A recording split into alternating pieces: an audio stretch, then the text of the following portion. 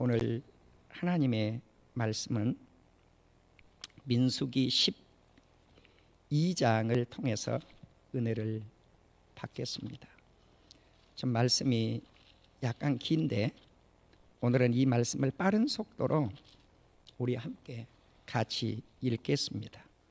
민수기 12장입니다. 민수기 12장 다 같이 읽습니다. 시작. 모세가 구스의 여자를 취하였더니 그 구스의 여자를 취하였으므로 미리암과 아론이 모세를 비방하니라. 그들이 이르되 여호와께서 모세와만 말씀하셨느냐 우리와도 말씀하시지 아니하셨느냐 하매 여호와께서 이 말을 들으셨더라. 이 사람 모세는 온유함이 지면의 모든 사람보다 더하더라. 여호와께서 갑자기 모세와 아론과 미리암에게 이르시되 너희 세 사람은 회막으로 나오라 하시니 그 세 사람이 나아가매 여호와께서 구름 기둥 가운데로 강림하사 장막문에 서시고 아론과 미리암을 부르시는지라. 그 두 사람이 나아가매 이르시되 내 말을 들으라. 너희 중에 선지자가 있으면 나 여호와가 환상으로 나를 그에게 알리기도 하고 꿈으로 그와 말하기도 하거니와 내 종 모세와는 그렇지 아니하니 그는 내 온 집에 충성함이라. 그와는 내가 대면하여 명백히 말하고 은밀한 말로 하지 아니하며 그는 또 여호와의 형상을 보거늘 너희가 어찌하여 내 종 모세 비방하기를 두려워하지 아니하느냐. 여호와께서 그들을 향하여 진노하시고 떠나시매 구름이 장막 위에 떠나갔고 미리암은 나병에 걸려 눈과 같더라. 아론이 미리암을 본즉 나병에 걸렸는지라. 아론이 이에 모세에게 이르되 슬프도다. 내 주여 우리가 어리석은 일을 하여 죄를 지었으나 청하건대 그 벌을 우리에게 돌리지 마소서. 그가 살이 반이나 썩어 모태로부터 죽어서 나 혼자같이 되지 않게 하소서. 모세가 여호와께 부르짖어 이르되 하나님이여 원하건대 그를 고쳐 주옵소서.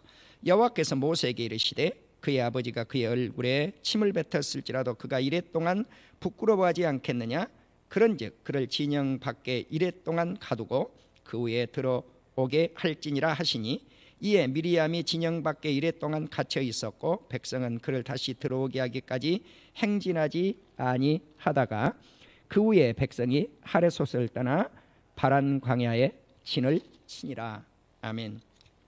합심해서 읽으면 목회자가 좀 서서히 읽어야 되는데 시간이 제약이 되어 있어서 제가 좀 빠른 속도로 읽었습니다.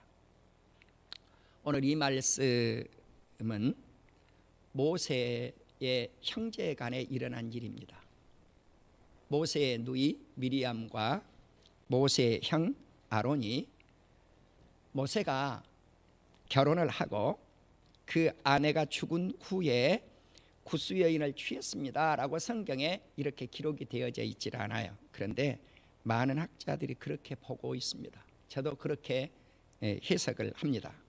그래서 이 본문은 구스 여인을 취했다고 해서 그 누이와 형이 비방한 사건입니다. 그러면 구스는 이제 성경에 다른 나라도 등장을 하지만 에디오피아로 보고 있습니다. 그래서 킹제임스 버전 성경은 아예 구스 여인이라고 이렇게 되어 있지를 않고 에디오피아 여인이라고 되어 있습니다. 그런 의미에서 구스를 에디오피아로 번역을 한 것입니다.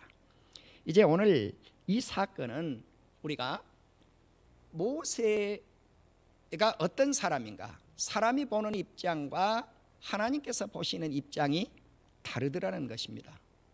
사람이 볼 때의 눈에는 왜 저런 이방 여인과 결혼을 했을까 하고 비판을 가한 거죠. 가족 형제들이. 그런데 이 사건의 원인이 어디에 있었는가? 당신만 하나님과 대화를 하느냐? 우리도 대화를 한다라고 동질선상에다가 두었어요. 미리암과 아론이. 당신하고 우리와는 동격이다. 하나님을 대할 때 동격인데 무슨 차이가 있느냐는 거죠. 이제 이러한 관점, 사람이 보는 관점이죠. 그것이 왜 이러한 관점이 나오는가? 질투심에서 나오는 것입니다. 이게 교만에서 나오는 거예요. 그러니까 교만과 질투심에서 나온 이것이 하나님께서 보시는 시각은 어떠한가? 전혀 달랐다고 하는 거죠. 사람이 보는 시각과 하나님께서 보시는 시각이 달랐다는 거죠. 우리가 이 세상에서 하나님께 인정을 받을 것인가, 사람으로부터 인정을 받고 살 것인가? 우리는 사람에게도 인정을 받고 하나님께도 인정을 받아야 되는 것이 당연하지만 둘 중 하나를 선택하라고 한다고 하면은 사람에게 인정을 받지 않아도 됩니다. 예. 죄송하지만 인정을 받지 않아도 됩니다. 그럼 누구에게 인정을 받아야 될 것인가? 하나님께 전적으로 인정을 받아야 된다는 사실입니다. 이것이 오늘 이 본문에서 주고자 하는 교훈입니다. 그래서 하나님이 보시는 시각이 어떠했을까? 그러면은 모세를 원망한 결과는 하나님을 원망하는 결과가 되어지는데, 하나님은 이 사건 속에서 모세를 어떻게 평가를 내렸는가? 제가 세 가지를 들었어요. 하나는 하나님이 보실 때 모세는 온 지면에서, 온 세상에서 온유했다고 하는 것입니다. 그래서 오늘 온유에 관한 말씀을 한번 살펴보실 것이고요. 또 두 번째는 하나님의 온 집에 충성된 자였다고 하는 거죠. 그러면 이제 충성된 자를 영어 성경을 다 펼쳐보시면 페이스풀 그려놨어요. 신실하다고 나와요. 그러면 충성되다고 하는 것은 신실하다고 하는 것과 같은 의미를 지니고 있구나라고 하는 것을 알 수가 있을 것입니다. 세 번째는 하나님과 대면한 인물이라는 거죠. 성경에 어떤 사람도 하나님과 대면했다라고 성경에 나오지를 잘 않아요. 물론 바울이 예수님과 대면하는 장면이 나와요. 예, 대면하는 장면이 나오는데 얼굴과 얼굴을 이렇게 대하는 거, 얼굴과 얼굴을 대하지 않아요. 그런데 모세는 입술과 입술로 우리 하나님과 대면을 하고 얼굴과 얼굴로 대면을 한다고 그렇게 나와요. 그런데 이 얼굴을 정말 똑바로 쳐다봤을까? 그것은 또 아니에요. 출애굽기를 보면 등을 바라보았다 이렇게 나와요. 등을 바라보았다. 그래서 형상을 바라보고 나왔다. 형상. 이게 대면이거든요. 이제 우리가 코로나 시대가 돼서 요즘은 제가 그런 말씀을 잘 드리질 않았습니다만은 대면과 비대면이라고 하는 용어가 나올 때 정말 저는 비대면이라고 하는 용어가 걸렸어요. 예. 신학자들 논쟁이 많았어요. 그러나 성경에는 어디에도 비대면 없어요. 그건 논쟁거리가 되지를 않아요. 궤변이에요. 신학자들이 그런 주장을 하고 목회자들이 그런 주장을 하고 궤변을 늘어놓고 있는 거예요. 예. 제가 감히 그렇게 말씀을 드리는 궤변이에요. 비대면 예배를 드린다, 궤변. 그건 합리화시킬 수가 없어요. 성경에 없어요. 없는 걸 합리화시킬 때는 궤변이에요. 인본주의가 된단 말이에요, 그것이. 그래서 오늘 우리는 하나님과 대면한 사람, 하나님이 그렇게 말씀을 해요. 이 세상에 어떤 사람하고도 내가 대면해서 입과 입으로 얼굴과 얼굴로 대면하지 않았는데 모세는 그런 사람이라는 거죠. 그래서 이 세 가지 측면을 생각을 해보면서 미리암과 아론의 잘못을 하나님이 어떻게 용서하시고 그들을 불쌍히 여기셔서 그들 또한 구원의 반열 속에 이르게 하셨는가 하는 말씀까지를 결론을 내보려고 합니다. 그러면 첫 번째, 모세는 온유한 사람이었어요. 예. 원문 성경을 보면은 히브리어에 아나우라고 하는 형용사가 등장을 해요. 이 또 명사로 쓸 때는 아나움 그렇게 나와요. 아나우 형용사인데 아나움 하면은 명사가 돼요. 그런데 이 온유하다고 하는 게 뭘까? 우리말 국어 사전을 보면은 성격이 온화하고 부드럽다 그렇게 나와 있어요. 성격이 온화하고 부드럽다. 그러면은 온순과 관계가 있구나. 그러면 이 정도 끝난다고 하면은 뭐 세상 사람들도 다 온순한 사람 있지 않아요. 온화한 사람 있지 않아요. 그런데 성경을 쭉 살펴보면 이 온화한 온유한 사람이 어떤 사람인가? 놀라운 사람이에요. 그래서 그 부분을 쭉 한번 살피면서 은혜를 받고자 합니다. 그러면 이 온유하다고 하는 이 말씀을 어떤 성경은 온유하다고 번역을 하고 어떤 성경은 겸손으로 번역을 해서 그럼 무엇이 맞는가? 둘 다 맞아요. 예. 왜냐고 하면 이 아나우라고 하는 이 원문의 뜻은 온유와 겸손이라고 하는 뜻을 내포하고 있기 때문에 그래요. 강시대 박사님은 우리말 성경과 똑같이 온유함, 영어 성경으로 meek라고 하는 단어를 썼어요. meek라고 하는 단어를 썼는데 킹제임스 버전과 ESV 이 성경을 보면 우리말 성경에도 그런 의미가 들어있지만 이 지면에서 모든 사람보다 온유한 거예요. 그러니까 매우 온유한 거죠. 그래서 very meek 그랬다고요.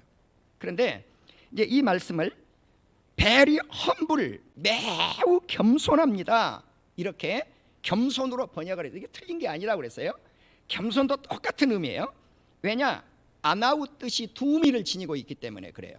그러면 이제 미크하고 그 가로에다가 험불 그렇게 성경을 쓸 수도 없으니까 번역을 그렇게 할 수가 없어요. 성경이 그러면 어마어마하게 성경 아마 지금 가지고 있는 성경의 한 3분의 1쯤 늘어나야 될 거예요. 그렇게 번역을 한다면 성경을. 그래서 한 단어만을 거의 선택을 해요.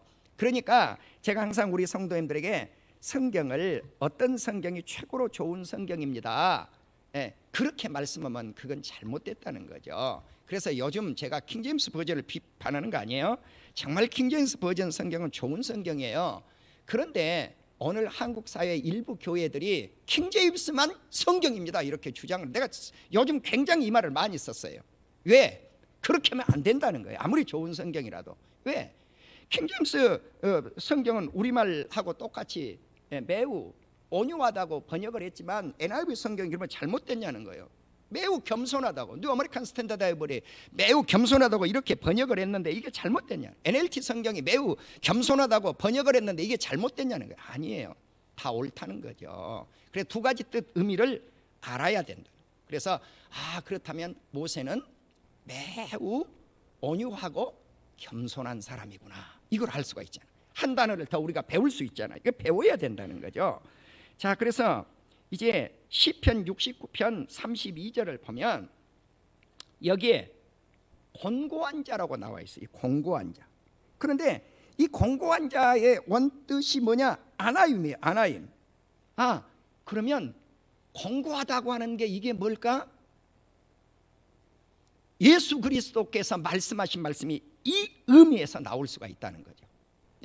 그러니까 한 단어 한 단어의 말씀이 깊은 곳으로 들어갈 수가 있어요. 그래서 이제 지금 이제 우리가 이 시간 깊은 곳으로 들어가고 있는 거예요. 아나우라고 하는 뜻이 겸손하다, 온유하다고 하는 뜻도 있는데 여기에서 보니까 곤고하다. 곤고하다. 이 곤고하다고 하는 것은 비천한 거지 않아요. 가난한 거 아니에요. 자, 그러면 이 사람은 매우 낮고 미천한 사람이에요. 그런데 이 사람이 어떤 사람인가? 곤고한 자를 보고 기뻐하리니 하나님을 찾는 너희들아 너희 마음을 소생할지어다. 그랬대. 시편 69편. 그러면은 이 곤고한 사람이 누군가? 이 사람이 온유한 사람인데 온유한 사람은 어떤 사람인가? 하나님을 찾는 사람이구나. 하나님을 찾으면 우리의 마음이 영원히 소생이 되는구나, 살아나는구나, 이걸 알 수가 있다는 말씀입니다. 이제 역대상 22장 9절에 보면 원문하고 뜻이 약간 차이가 있고 우리말 성경하고는 관계가 있어요. 하나님께서 성전을 건축을 해야 되는데 다윗이 하나님 제가 아버지 집을 지켰습니다. 그러니까 하나님이 거절을 해요. 너는 안 된다. 너는 이 땅에서 피를 많이 흘렸다. 두 번째는 전쟁을 네가 많이 했느니라. 그러니까 전쟁하는 사람은 수많은 사람 목숨을 죽이지 않아요. 그러면 우리가 전쟁을 할 때 제가 금년에 지금 세계는 전쟁 중입니다, 그 말씀을 송구영신 예배 때 외쳤잖아요. 그다음 한 번씩 던지잖아요. 중간중간 한 번씩 던지잖아요. 지금 세계 전쟁 중이에요. 심각한 이념 전쟁, 이거 곧 밝혀져요. 근데 지금 우리 성도들이 이걸 제가 이야기하면 반발만 해요. 여러분 반발한다고요? 또 제가 그래서 안 해요. 지금은 세계 이념 전쟁 중이에요. 심각한 전쟁이 벌어지고 있어요. 조금 있으면 뚜껑 열려요. 그때 제가 자세히 말씀 올릴게요. 지금 보세요. 최근에 한 예를 들지요. 미국하고 중국하고 알래스카에서 양쪽에 고위급 회담을 해요. 그런데 1분, 2분 정도만 본 회의 전에 그냥 간략하니 자기들 의견 개진을 이렇게 토론하겠습니다 하고 2분만 그렇게 사용하자고 그랬는데 서로 헐뜯는 짓거리를 몇 분간 사용했는데 1시간. 미국은 중국을 헐뜯고 중국은 미국을 헐뜯어. 이게 1시간 가버린 거예요. 그러니까 이 회담이 되겠어요? 이런 회담은 되지 않죠. 서로 헐뜯어 버렸는데. 여러분 여기서 무엇을 느끼냐? 이게 전쟁이에요. 그게 보여주고 있는 거예요. 아, 심각한 전쟁이구나. 그게 지금 단적으로 보여주고 있는 증거예요. 더 깊이 안 들어갈게요. 거기서 멈출게요. 이제 우리가 하나님께서 이렇게 전쟁을 많이 하고 피를 흘렸던 다윗을 허락을 하지 않아요. 그런데 다윗이 이렇게 말씀을 해요. 한 아들이 너에게서 나리니 그 아들은 온순한 사람이라 그랬어요. 온순하다. 이게 원문의 뜻하고는 약간 차이가 있는데 우리말 성경은 온순하다. 이게 온유한 사람이에요. 그럼 이 온유하다는 뭔가? Peace of man 그랬다면 영어 성경으로. 원문도 마찬가지고. 그러면 이 사람이 뭔가? 평화의 사람이에요. 평화의 사람. 아, 온유한 사람은 또 평화의 사람이라고 하는 의미를 지니고 있구나. 이 사람이 안식의 사람이다. 그렇게 또 번역도 했어요. 자, 그래서 솔로몬을 평화와 안식의 사람, 온유의 사람으로 이렇게 말씀을 하고 있기도 합니다. 고린도후서 10장 1절에 보면 바울이 바울은 그리스도의 온유함으로 관용으로 친히 너희를 권면한다고 나와요. 아, 여기서 온유가 그러면 그리스도의 온유라 그랬단 말이죠. 아, 그러면은 이제 모세가 온유하다고 그랬는데 그리스도의 온유니까 이 온유라고 하는 이 뜻도 똑같아요. 여기서 나오는 온유도 똑같아요. 자, 그런데 이제 헬라어 단어의 온유, 이 온유가 구약에서 나온 민수기 12장에 등장하는 신명기나 민수기 12장에 등장하는 온유와 똑같은 의미예요. 이 말씀도 찾아보시면 어떤 성경은 겸손으로, 어떤 성경은 온유로 번역을 했어요. 고린도후서 10장 1절을 보시면 어떤 성경은 겸손으로, 어떤 성경은 미크니스 그래놨단 말이죠. 그런데 겸손과 온유가 왜 그런가? 원뜻에 똑같은 의미가 지니고 있어서 그래요. 그러면 그리스도의 온유, 예수님의 온유는 무엇일까 하는 거죠. 예수님의 온유가 무엇일까요? 예수 그리스도의 온유는 하늘 천국을 버리시고 이 지상 세계로 가장 낮아지셨잖아요. 그걸 험불이잖아요. 가장 낮아지시며, 그러면 우리 주님이 좋은 곳에 탄생을 하셨는가? 비천한 곳에 탄생을 하신다면 이게 온유란 말이죠. 짐승과 같은 마구간에 탄생을, 이게 온유예요.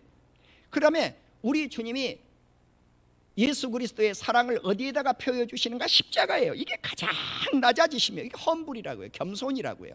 예, 이것이 낮아짐이에요. 그래서 주님의 온유를 바울이 많은 사람들에게 나타냈다 이렇게 말씀을 해요. 갈라디아 6장 1절도 마찬가지예요. 형제들아, 사람이 만일 무슨 범죄한 일이 드러나거든 신령한 너희는 온유한 심령으로 그랬단 말이죠.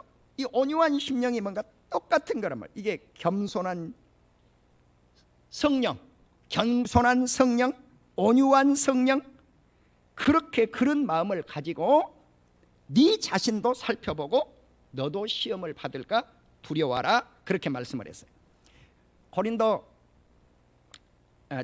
후서 10장 1절에 나온 말씀이 갈라디아 5장 23절에 보면 우리 성도님들이 잘 아시는 성령의 9가지의 열매 가운데 뭐가 들어있어요?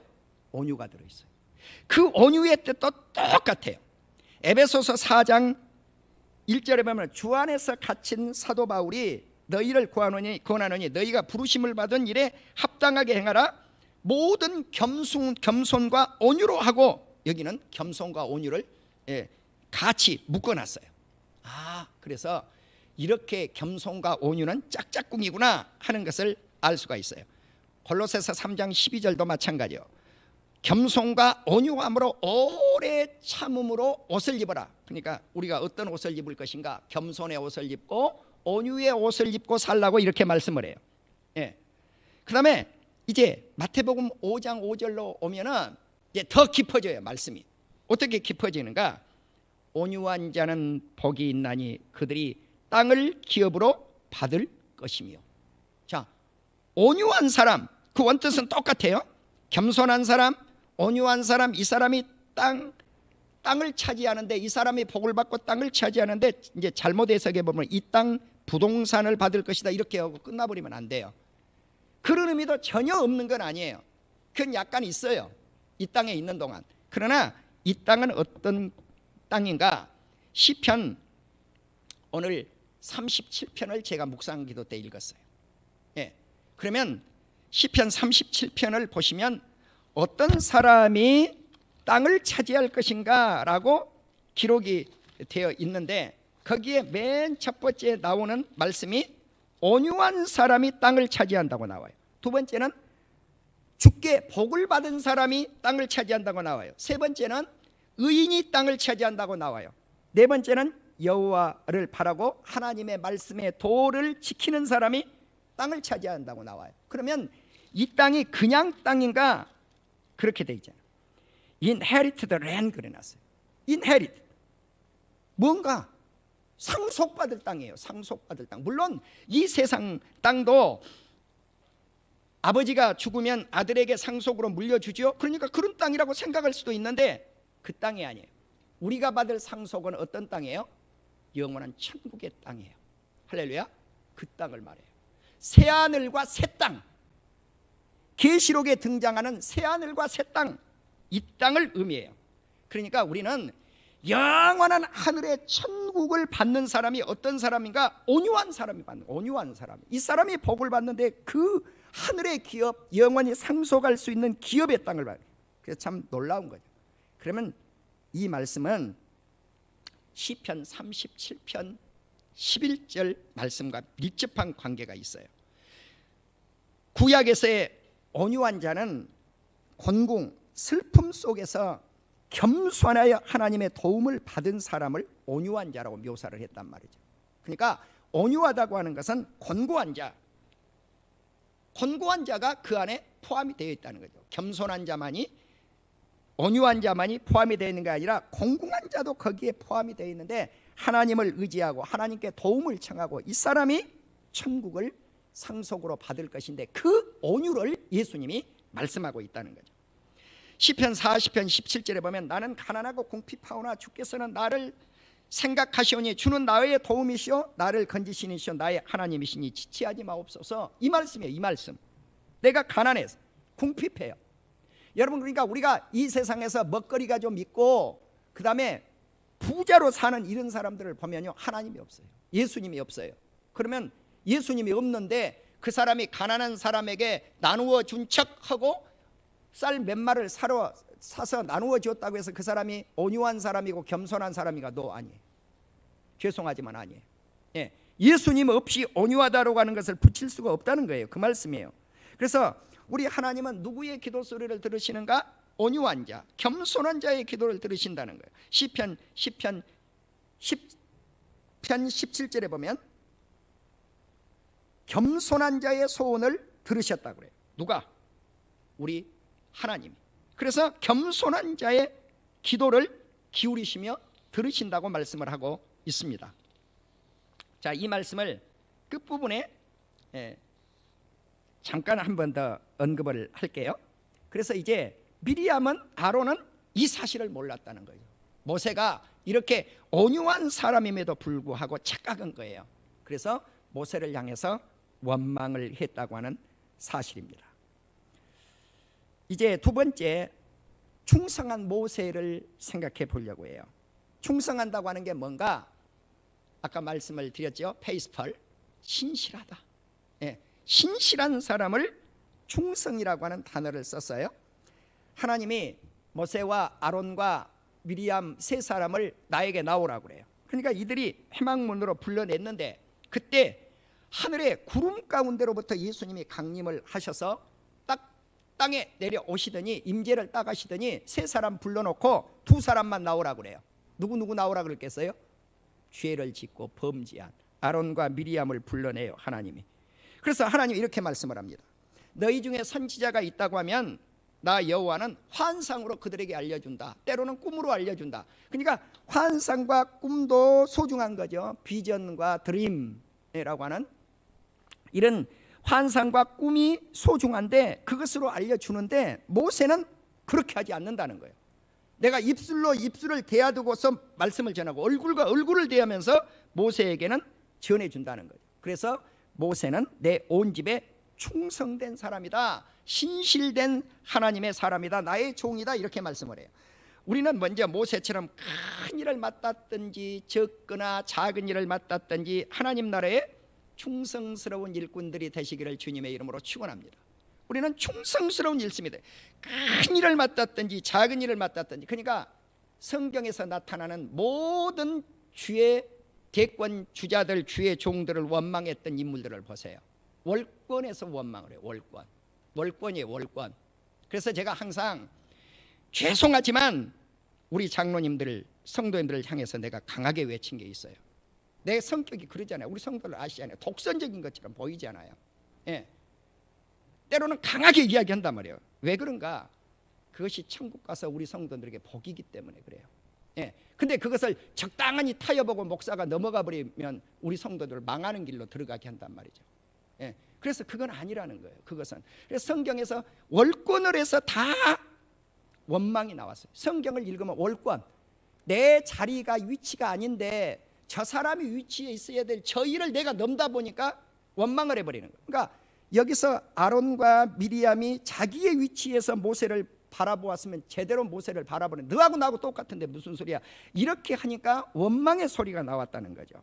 자, 그래서 주님은 작은 일을 맡았던 큰 일을 맡았던 충성스러운 일꾼이 되라고 말씀을 해요.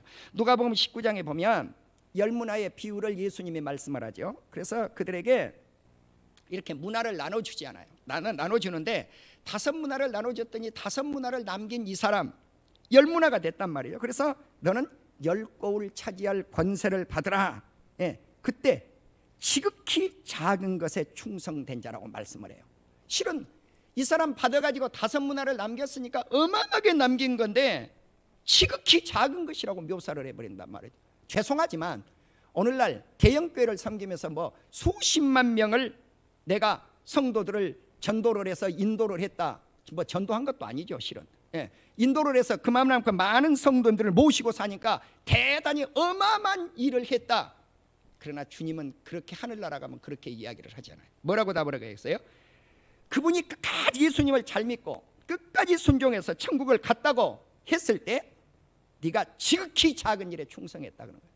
백배교회를 섬기면서 박 목사, 네가 돈 1원도 없이 교회를, 백배교회를 시작을 해서 마지막에 그래도 어마어마한 교회, 어마어마한 교회죠. 1원도 없이 시작한 교회가 이 정도 교회가 생겨난 거예요. 우리 교회가. 이거는요 기적의 교회예요. 지금 제가 엊그저께도 어떤 목사님들 만나서, 제가 지난주는 대접을 2번 했어요. 무슨 대접을 2번 했는가?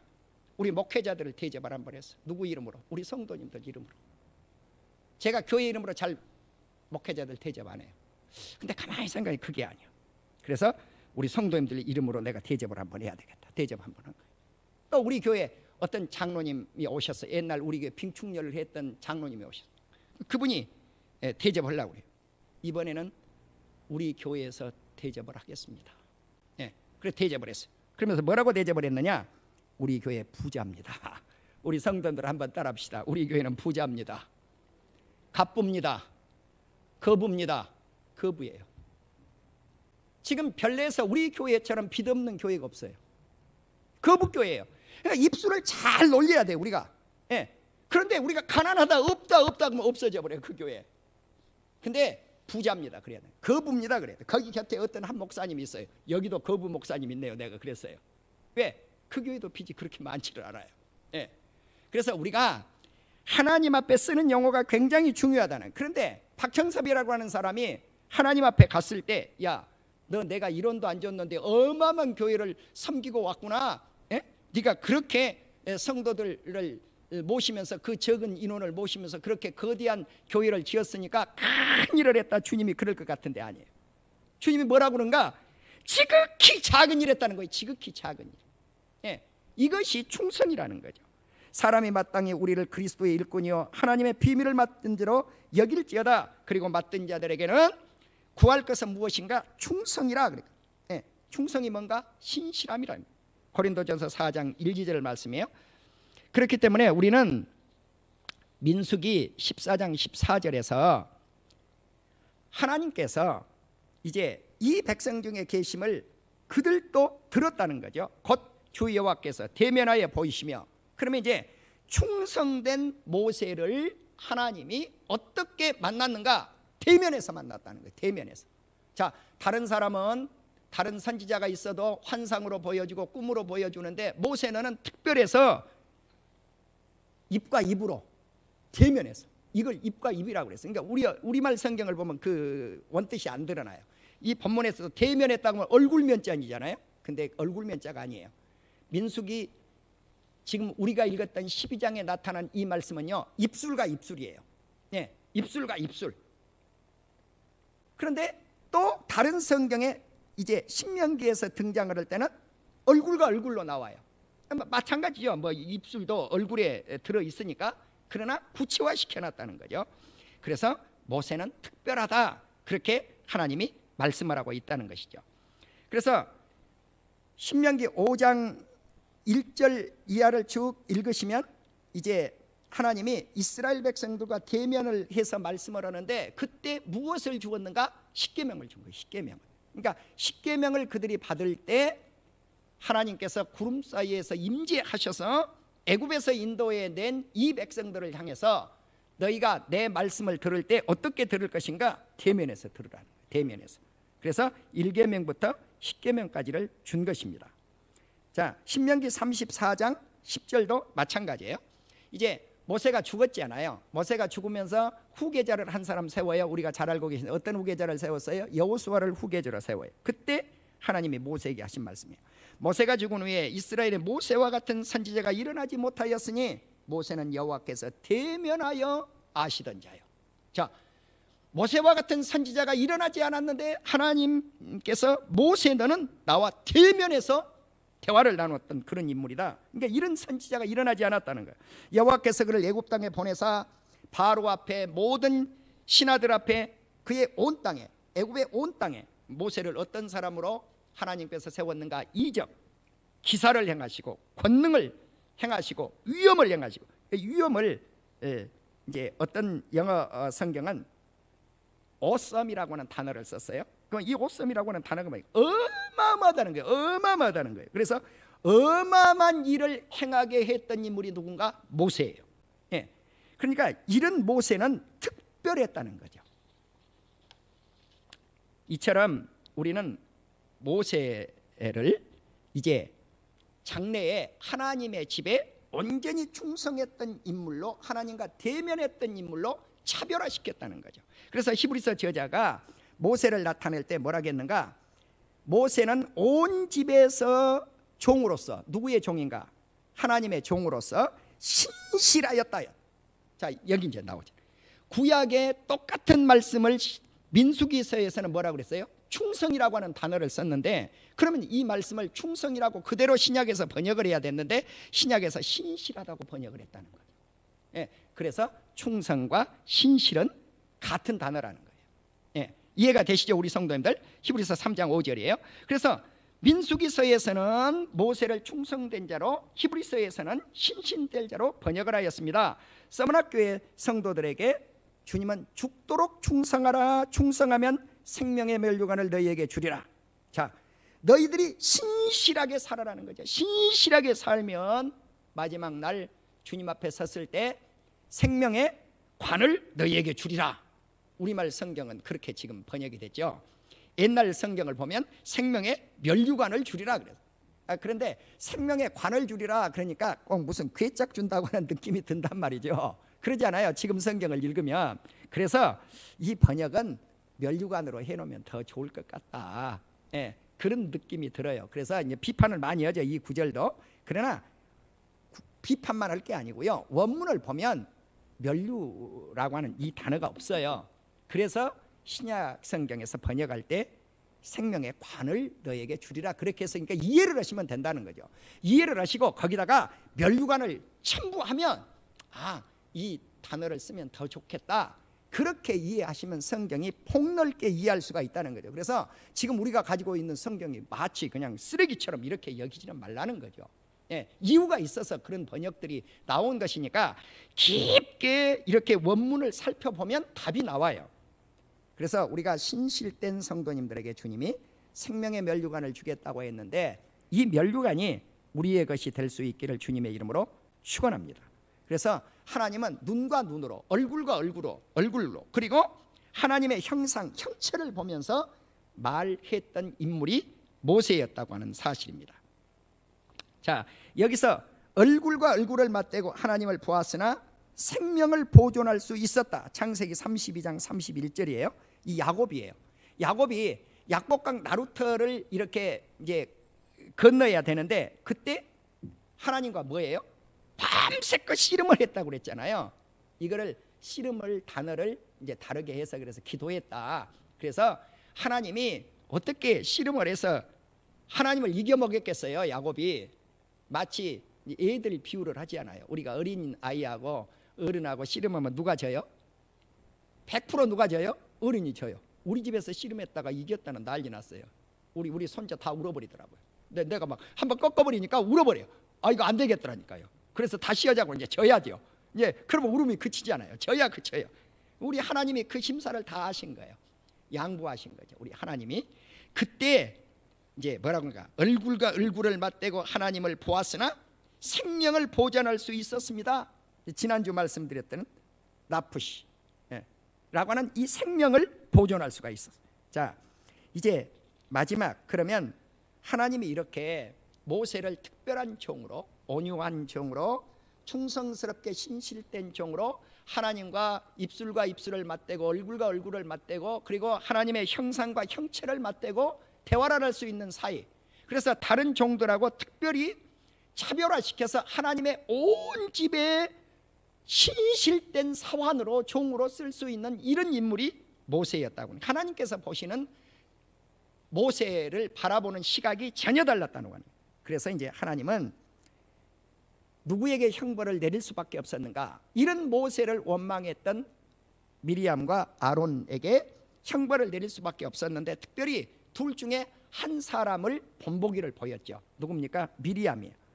하나님이 이 말씀을 남기시고 아론과 미리암을 향해서 진노하셨다. 진노. 그러니까 하나님께서 진노하신 게 뭔가? 모세 원망은 나를 원망하는 결론이라는. 그래서 하나님이 진노해요. 그런데 이제 그때 그들을 떠나죠. 떠나는데 미리암에게 나병이 걸리고 말았어요. 예. 악성 피부병이다, 그렇게 번역한 성경도 있어요. 왜? 나병, 옛날에는 문둥병이라고 그랬는데 그 용어 쓰지 말라고 하잖아요. 한센병이라고 쓰잖아요. 그런데 이번에 번역을 할 때도 우리말 성경이 한센병이라고 용어를 쓰지 않고 나병이라고 하는 용어를 썼어요. 그러면 이제 이 나병은 하얗게 이렇게 번지는 이제 그런 병이죠. 그래서 화이트라고 하는 단어를 쓰기도 했어요.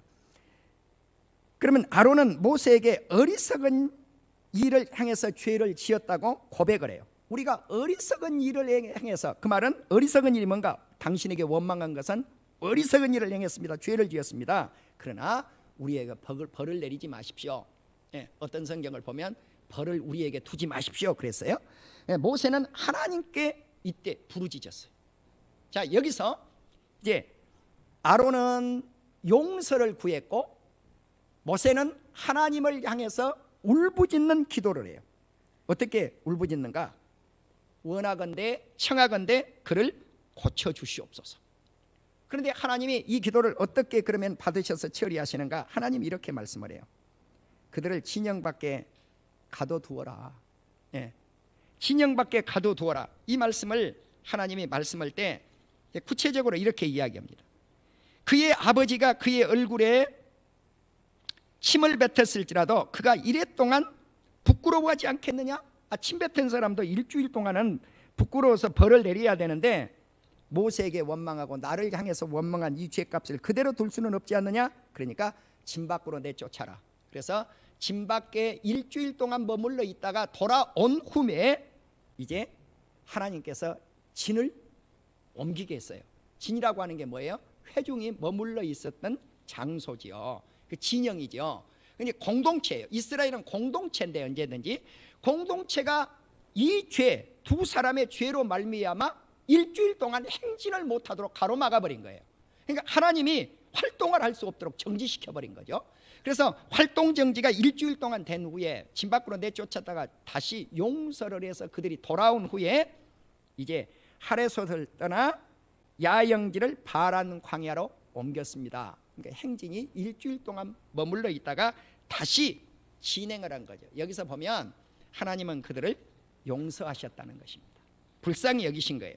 그러면 이제 다시 한번 이렇게 모세는 온유한 사람이었고 충성된 사람이었고, 그리고 예수 그리스도께서 말씀하신 대로 온유한 사람은 하늘나라의 땅을 차지하는데 이스라엘 백성들은 쿰난 공동체를 굉장히 소중히 여긴 거예요.